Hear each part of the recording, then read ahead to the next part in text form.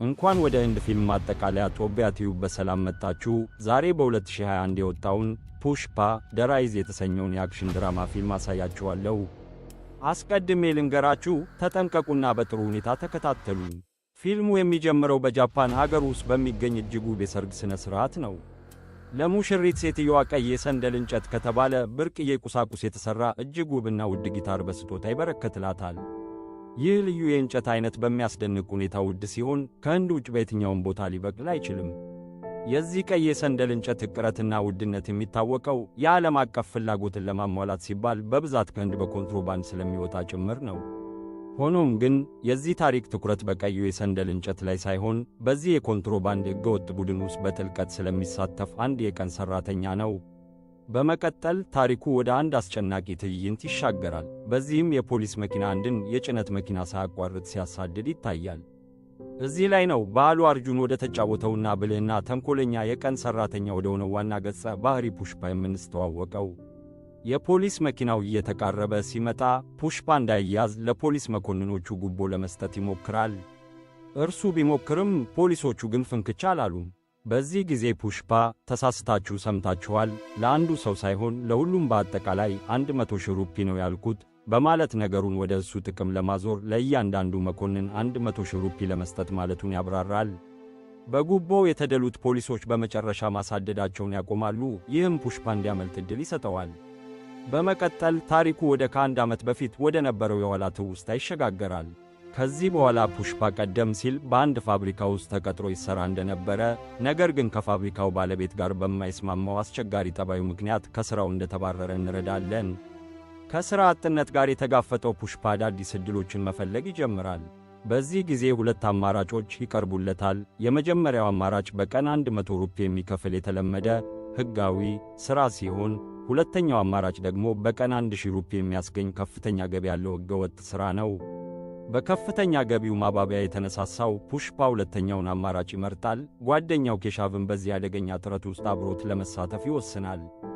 ፑሽፓና አብሮት ያሉት የቀን ሠራተኞች ቀይ የሰንደል እንጨት ለመቁረጥ ወደ ጥቅጥቅ ባለ ጫካ ውስጥ ረጅም ጉዞ ያደርጋሉ። ፑሽፓ ከሌሎቹ ሠራተኞች ጋር ጎን ለጎን በትጋት እየሠራ እንጨቶቹን ይቆርጣል። ይህ በእንዲህ እንዳለ የፖሊስ አዛዥ ጎቪንድና የሕግ አስከባሪ ቡድናቸው ወደ ስፍራው ይደርሳሉ። ፑሽፓ ፖሊሶች የእነሱን እንቅስቃሴ እየመረመሩ መሆኑን ሲገነዘብ የተቆረጡትን እንጨቶች በሙሉ ለመደበቅ በፍጥነት አንድ ዕቅድ ያወጣል። በፖሊስ መኮንኑ ስለ ምንነታቸው ጥያቄ ሲቀርብላቸው ፑሽፓና ሠራተኞቹ ምንም እንደማያውቁ በመምሰል ፍየሎቻቸውን እያሰማሩ እንደሆነ ይናገራሉ።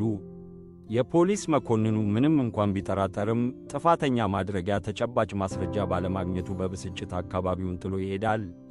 በኋላ ላይ እንደታወቀው ፑሽፓ ከፖሊስ ፍተሻ ለማምለጥ የተቆረጡትን እንጨቶች በራሳቸው በሰንደል እንጨት ዛፎች ላይ በመስቀል በብላት ደብቋቸው ነበር። በማግስቱ ሠራተኞቹ ቀዩን የሰንደል እንጨት በመደርደር ላይ እያሉ ጎቪንድ ይበልጥ ከፍተኛ ቁጥር ካለው የፖሊስ ኃይል ጋር ይመለሳል። አደጋ መምጣቱን አስቀድሞ የተረዳው ፑሽፓ የጭነት መኪናውን አስነስቶ መንዳት ይጀምራል። ይሁን እንጂ ፖሊሶቹ ሳይለቁት በቅርብ ርቀት ያሳድዱታል። ምንም እንኳን ጠንካራ ማሳደድ ቢደረግበትም ፑሽፓ የጭነት መኪናውን ደብቆ ምንም አይነት የወንጀል ማስረጃ ሳይገኝበት ለመውጣት ይበቃል። ለዚህ አጸፋ ለመመለስ ጎቪንድ ስለተደበቀው የሰንደል እንጨት መረጃ ለማስገኘት በማሰብ ፑሽፓን አስሮ ከባድ ስቃይና እንግልት ያደርስበታል። ምንም እንኳን ጨካኝ ድብደባ ቢፈጸምበትም ፑሽፓ ጽኑ ሆኖ በመቆየት የተደበቀችውን የጭነት መኪና ያለችበትን ቦታ ለመናገር ፈቃደኛ ሳይሆን ይቀራል። ታሪኩ እየቀጠለ ሲሄድ ሦስት ጉልህ የሆኑ ገጸ ባህሪያት ይተዋወቃሉ። እነሱም ጆሊ ሬዲ፣ ጃካ ሬዲ እና ኮንዳ ሬዲ ናቸው። ጆሊ ሬዲ ሰዎችን በሚበዘብዝና ሥነ ምግባር በጎደለው ድርጊት ውስጥ የሚሳተፍ ግድ የለሽ ሰው ተደርጎ ተስሏል። ከሦስቱ ወንድማማቾች መካከል ይበልጥ የተማረው ጃካ ሬዲ ደግሞ የበለጠ በአእምሮና በእውቀት ላይ ያተኮረ ሚና ይጫወታል። ሦስተኛው ወንድም ኮንዳ ሬዲ በኮንትሮባንድ ሥራው ውስጥ ብልህና ተደማጭነት ያለው ሰው ተደርጎ ተገልጿል። ፑሽፓና አብረውት ያሉት ሠራተኞች የሚሰሩት በእነዚህ በሦስቱ የሬዲ ወንድማማቾች መሪነት ስር ነው። በፑሽፓ ጥንካሬና ብላት የተደነቀው ጆሊ ሬዲ ወደ ፖሊስ ጣቢያ በመሄድ ያጋጠመው ስቃይ ሳይበግረው ዝምታን በመምረጡ ፑሽፓን ያደንቀዋል።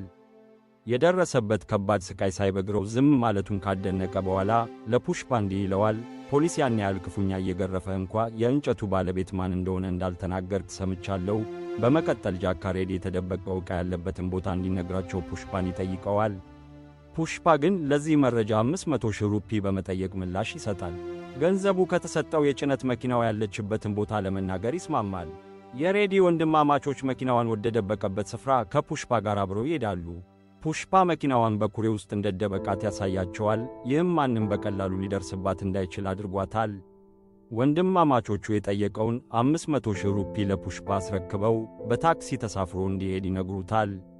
የመጡት በእነሱ መኪና ሆኖ ሳለ በተመሳሳይ መኪና መልሰው ሊወስዱት ፈቃደኛ ባለመሆናቸው ፑሽፓ ክብሩ እንደተነካ ተሰምቶት በጣም ይናደዳል።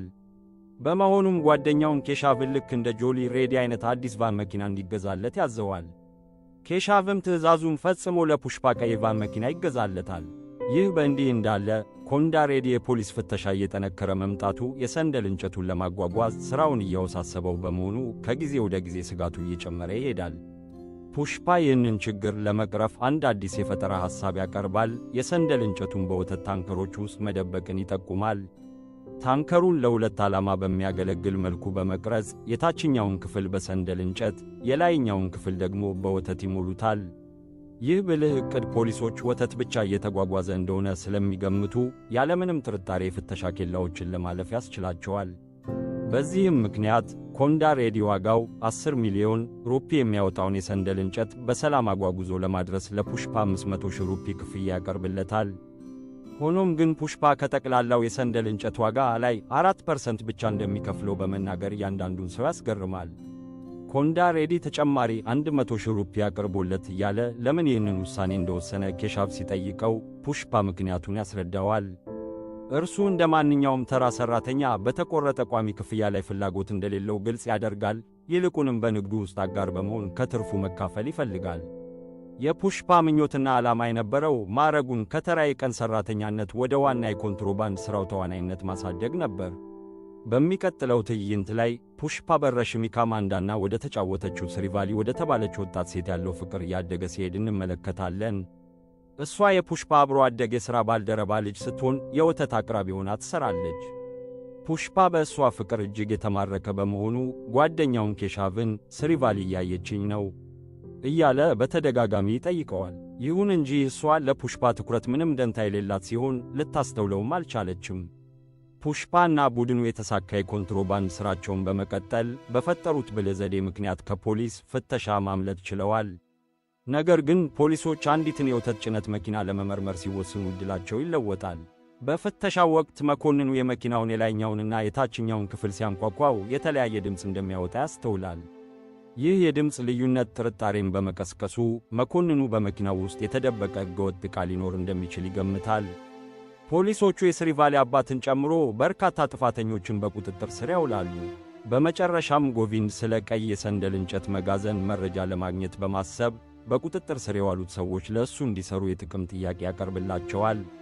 በሚቀጥለው ትዕይንት ስሪቫሊ ከጓደኞቿ ጋር ፊልም ለመመልከት ታቅዳለች። ነገር ግን ለቲኬት መግዣ የሚሆን ገንዘብ ያጥራቸዋል። ኬሻቭ ይህንን አጋጣሚ በመጠቀም 1000 ሩፒ ያቀርብላቸዋል። ሆኖም ለዚህ ምትክ ስሪቫሊ ወደ ፑሽፓ አይኑን እያየች ፈገግታ እንድትሰጠው ቅድመ ሁኔታ ያስቀምጣል። ስሪቫሊ በጥያቄው መሠረት ስታደርግ ፑሽፓ በጣም ተገርሞ ምናልባት ለእኔ ስሜት ኖራት ይሆን ብሎ ያስባል።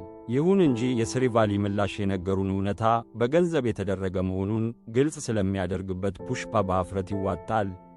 መጀመሪያ ላይ ለዚህ አሳፋሪ ሁኔታ ኬሻቭን ለመውቀስ ቢያስብም ብዙም ሳይቆይ ግን አዲስ ዕቅድ ያወጣል። ፑሽፓ ለኬሻቭ ተመልሶ እንዲሄድና ለስሪቫሊ ለአንድ መሳም 5000 ሩፒ እንዲያቀርብላት ያዘዋል። ስሪቫሊ ከጓደኞቿ ጋር ስትመለስ የፑሽፓን ጥያቄ በጥብቅ ውድቅ ታደርጋለች። የመጀመሪያ ሳሟን ለወደፊት ባሏ ብቻ እንደምታስቀምጥም ትገልጻለች። ይህ ውድቅ መደረግ ፑሽፓን ተስፋ አላስቆረጠውም። ይልቁንም በትኩረቱ በኮንትሮባንድ ሥራው ላይ ይበልጥ እንዲያተኩር ያነሳሳዋል። የኮንዳ ቡድን የጠቅላላው ሕገወጥ ቡድን ዋና መሪ በሆነው በማንጋላም ሲኑ ትዕዛዝ ስር የሚንቀሳቀስ ነው። ሲኑ የሰንደል እንጨቱን በ15 የፍተሻ ኬላዎች አሳልፎ እስከ ቼናይ ወደብ ድረስ የሚደረገውን መጓጓዣ በበላይነት ይቆጣጠራል። ሲኑ የሰንደል እንጨቱ ወደ ቼናይ ወደብ ከመላኩ በፊት ገና የተወሰነ ጊዜ ስላለ አስተማማኝ የማጠራቀሚያ ቦታ እንዲሰጠው ለመጠየቅ ወደ ኮንዳ ሬዲ ይመጣል። የሰንደል እንጨቱን የመጠበቅ ኃላፊነት መጀመሪያ ላይ ለጆሊ ሬዲ ተሰጥቶ የነበረ ቢሆንም እርሱ ግን ተግባሩን በአግባቡ መወጣት ሳይችል ቀርቷል። በዚህም ምክንያት ኮንዳ ሬዲ የሲኑን ንብረቶች የመጠበቁን ኃላፊነት ፑሽፓ እንዲረከብ ሐሳብ ያቀርባል። በማግስቱ ፑሽፓ ወደ መጋዘኑ ሲደርስ የሰንደል እንጨቱ ለተለያዩ የተፈጥሮ አደጋዎች በሚጋለጥ መልኩ በሜዳ ላይ ተጥሎ ያገኘዋል። ሰራተኞቹም ጆሊ ሬዲ ሌሊቱን ሙሉ ሲጨፍር በማደሩ ሥራውን በሙሉ እንዳቆመውና ይህም በትልቅ የሥራ መስተጓጎል ላይ እንደጣላቸው ያስረዱታል። ፑሽፓ ነገሩን ይበልጥ ለማጣራት ወደ ውስጥ ሲገባ ጆሊ ሬዲ ያደረበትን ምሽት አብራው ያሳለፈች አንዲት ሴት መጋዘኑ ውስጥ ያገኛል። ፑሽፓ ሴትየዋ እንድትወጣ ሲጠይቃት ይህ ድርጊት ጆሊ ሬዲን ክፉኛ ያስቆጣዋል። በዚህ ቁጣ የተነሳ ጆሊ ሬዲ ፑሽፓ ላይ ጥቃት ይሰነዝራል። በዚህ ግብግብ መካከል ፑሽፓ ከኮንዳ ሬዲ ስልክ ይደርሰዋል። ኮንዳ ሬዲ ፖሊሶች መጋዘኑን ለመውረር በከፍተኛ ፍጥነት እየመጡ መሆኑን ይነግረዋል። ፑሽፓ በፍጥነት በመንቀሳቀስ አንድ አስቸኳይ ዕቅድ ያወጣል። ፖሊሶች ምንም አይነት ማስረጃ እንዳያገኙ ለመከላከል ሲል የሰንደል እንጨቱን በሙሉ ወደ ወንዙ ውስጥ ማፍሰስ ይጀምራል። በተጨማሪም የሰንደል እንጨቱ በውሃው ተሸፍኖ በሰላም እንዲደበቅ ለማድረግ ፑሽፓ ጓደኛውን ኬሻቭን የግድቡን በር እንዲዘጋው ይልከዋል። ፖሊሶች እዚያ ሲደርሱ ከቀዩ የሰንደል እንጨት ላይ ምንም አይነት ፍንጭ ማግኘት አይችሉም። ይህ በእንዲህ እንዳለ ኬሻቭ ወደ ግድቡ መድረስ የቻለ ሲሆን የግድቡን ተቆጣጣሪ ጉቦ በመስጠት የግድቡ በር እንዲዘጋ ያደርጋል። ይህ ድርጊት የማንጋላም ሲኑን እጅግ ከፍተኛ መጠን ያለው ገንዘብ በብልሃት ለማዳን አስችሏል። ይህ ተግባር ፑሽፓ የሲኑን እምነትና ክብር እንዲያገኝ ያደርገዋል። ሲኑም ለዚህ ምስጋና ይሆን ዘንድ የኮንትሮባንድ ቡድኑ አባላት በሙሉ የተገኙበት እጅግ ድንቅ የሆነ ድግስ ያዘጋጃል። በዚህ ድግስ ላይ ፑሽፓ በሰዎች መካከል የሚደረገውን ጨዋታ በስውር ያደምጣል። በዚህም ሲኑ በቼናይ 1 ቶን የሰንደል እንጨት በመሸጥ 20 ሚሊዮን ሩፒ ትርፍ እንደሚያገኝ፣ ነገር ግን ለሬዲ ቡድን የሚሰጠው 2500,000 ሩፒ ብቻ እንደሆነ ይገነዘባል። ይህ በትርፍ ክፍፍሉ መካከል ያለው ከፍተኛ ልዩነት ለፑሽፓ እጅግ ጠቃሚ መረጃ ይሆንለታል። ፑሽፓ ስለ ኮንትሮባንድ ሥራው ይህንን ወሳኝ መረጃ ከሰበሰበ በኋላ ዝርዝሩን ይዞ ቀጥታ ወደ ኮንዳ ሬዲ ይሄዳል። ኮንዳ በትርፍ ልዩነቱ እጅግ በጣም ተናዶ ፑሽፓ ሄዶ ማንጋላም ሲኑን እንዲጋፈጠው ያዘዋል። ፑሽፓ የ1 ቶን ሰንደል እንጨት ዋጋ ከ2500,000 ሩፒ ወደ 500,000 ሩፒ እንዲያድግ የመጠየቅ ኃላፊነት ይሰጠዋል። ቆራጥና የማይበገረው ፑሽፓ ሐሳቡን ለማቅረብ ወደ ሲኑ የተንደላቀቀ መኖሪያ ቤት ያመራል። እዚያ እንደደረሰ ግን ፑሽፓ አንድ አስፈሪ ትዕይንት ይመለከታል። የሲኑ አማች የሰንደል እንጨቱን ዋጋ ለመደራደር የደፈረን አንድን ሰው በጭካኔ እየገደለው ነበር። ይህ አረመኔያዊ የኃይል ማሳያ የተደረገው በእነሱ ሥልጣን ላይ ፈታኝ ሆኖ ሊመጣ የሚችልን ማንኛውንም ሰው ለማስፈራራት ታስቦ ነበር። ሆኖም ግን ይህንን አስከፊ ትዕይንት ቢመለከትም ፑሽፓ ረግቶና ጸንቶ ይቆያል። የሲኑን የሞባይል ስልክ በማንሳት ቼናይ ከሚገኘው ማሩጋን ከተባለው ግንኙነታቸው ጋር በድፍረት ይደውላል። ካሁን በኋላ የሰንደል እንጨቱን በቀጥታ የሚሸጠው ራሱ ፑሽፓ መሆኑን ያሳውቀዋል። የፑሽፓ ይፋዊ መግለጫ ከሲኑ አማች ዘንድ ከፍተኛ ጥላቻን ይፈጥርበታል። አማቹም በዚያው ቅጽበት ፑሽፓን ለማስወገድ ለመግደል ይሞክራል። በአስደናቂውና አስፈሪው ግብግብ ውስጥ ፑሽፓ በሚያስደምም ብቃትና ቆራጥነት ይመክታል። በክፍሉ ውስጥ ያሉትን ሁሉንም ሰዎች በኃይል አሸንፎና ጥሎ በመውጣት በኮንትሮባንድ ዓለም ውስጥ አስፈሪና የማይበገኝ ሰው መሆኑን የሚያረጋግጥ አስደናቂ አሻራ ጥሎ ይወጣል። በማግስቱ ፑሽፓና ታማኝ ጓደኛው ኬሻቭ ማሩጋንን ለመገናኘት ወደ ቼናይ ይጓዛሉ። መጀመሪያ ላይ ፑሽፓ እምቢተኝነት ይገጥመዋል። ማሩጋንን በቀጥታ እንዲያገኝ አይፈቀድለትም ነበር። ሆኖም ግን ልዩና እጅግ ከፍተኛ ጥራት ያለውን የሰንደል እንጨት ናሙና ሲያሳይ ጥረቱ ፍሬ ያፈራል። በእንጨቱ ጥራት የተደነቀው ማሩጋን ፑሽፓን በግንባር ለማግኘት ይወጣል። ስምምነቱንም ለማጠናቀቅ በደስታ ይስማማል። ይህ በእንዲህ እንዳለ የስሪቫሊ ቤተሰብ ሁኔታ ይበልጥ እየተባባሰ ይሄዳል። ጆሊ ሬዲ የስሪቫሊ አባት በሥራቸው ላይ የሰለለ መረጃ ለፖሊስ አሳልፎ ይሰጥ እንደነበር በመድረሱ ወደ ጨካኝ እርምጃ ይሸጋገራል።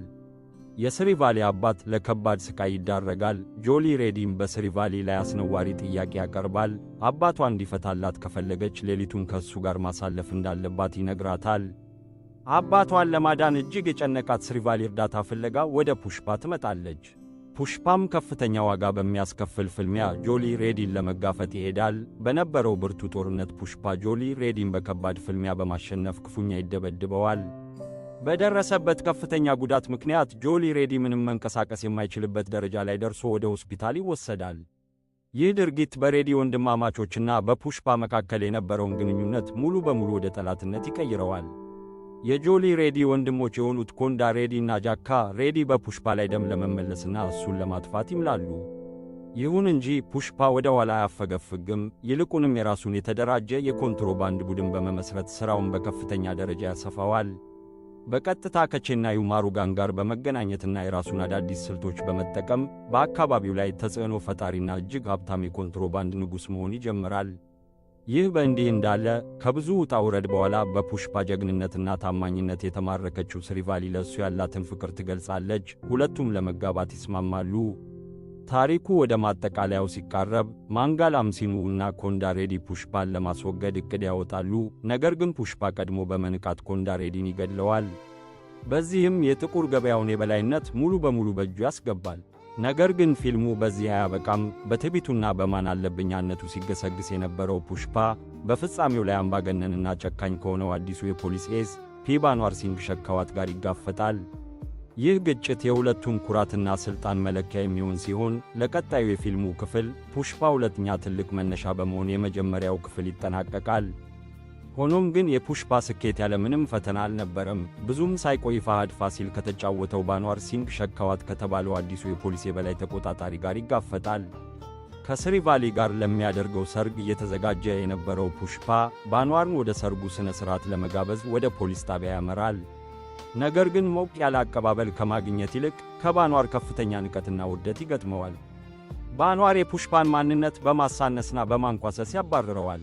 በቁጣና በውርደት ስሜት የነደደው ፑሽፓ የአጸፋዊ በቀል ዕቅድ ያወጣል። በወዳጅነት ስም ከባንዋር ጋር በመቀራረብ ምቹ አጋጣሚን ይፈልጋል። በመጨረሻም በሕዝብ ፊት ሊያዋርደው የሚችልበትን ዘዴ ያቀናብራል።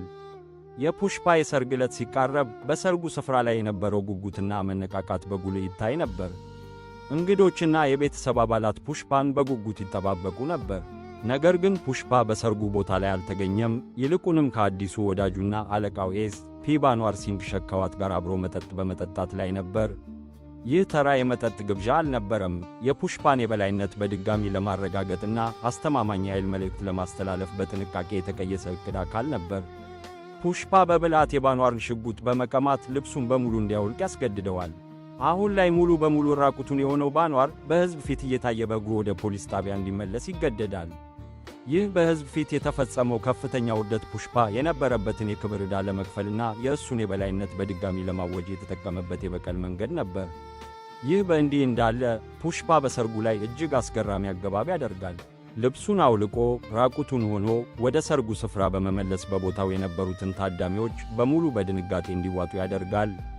ይህ ከተለመደው ውጪ የሆነ አገባቡ ዝም ብሎ ትኩረት ለመሳብ የተደረገ አልነበረም። ይልቁንም ያጋጠሙትን መሰናክሎች በሙሉ ማሸነፉንና አዲሱን የላቀ ማዕረጉን ለማወጅ የተጠቀመበት ኃይለኛ መግለጫ ነበር።